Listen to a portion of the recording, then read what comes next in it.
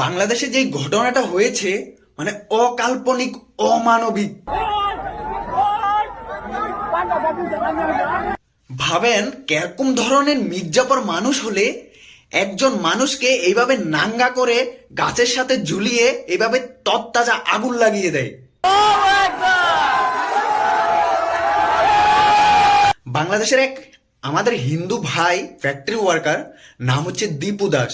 সে নাকি ইসলাম সম্পর্কে কিছু বিরোধিতা কথা বলেছেন, আর সেজন্য তাকে রাস্তায় নাঙ্গা করে মানে যে যেভাবে পেরেছে সেভাবে মেরেছে, দড়ি দিয়ে তাকে গাছের সাথে ঝুলিয়ে আগুন লাগিয়ে দেওয়া হয়েছে তৎতাজা।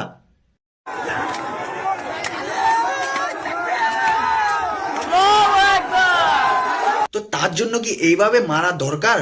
তার জন্য তো আইন আদালত আছে নাকি? মানে ভিডিওটা দেখার পর এমন মনে হচ্ছে বাংলাদেশের মানুষের মতো থার্ড ক্লাস ঘাটিয়া এরকম কান্ট্রি হতেই পারে না ওয়ার্ল্ডে। কেন এত হিন্দুদের ওপর অত্যাচার? তোদের শরীরে যদি মানুষের রক্ত থাকতো তাহলে তোরা এইভাবে এরকম মারতে পারতিস না একজন মানুষকে। তোরা ভাব কিরকম অমানবিক চোদা জাতি, আল্লাহর নাম নিয়েও একজন মানুষকে তৎতাজা এইভাবে মেরে ফেলছিস।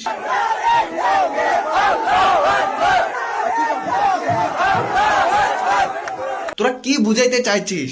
মুসলিম মানে মির্জাফর? ভাবো কিরকম অশিক্ষিত মানুষ হলে এই ধরনের কাজ করতে পারে।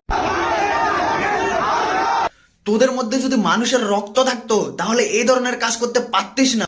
তোদের শরীরে জানোয়ারের রক্ত, জানোয়ার, আর তোরাও জানোয়ার। এইভাবে আমাদের হিন্দুদের উপর অত্যাচার করা বন্ধ করো, আর আমাদের হিন্দু ভাইরা সবাই জাগো, সময় এসে গেছে।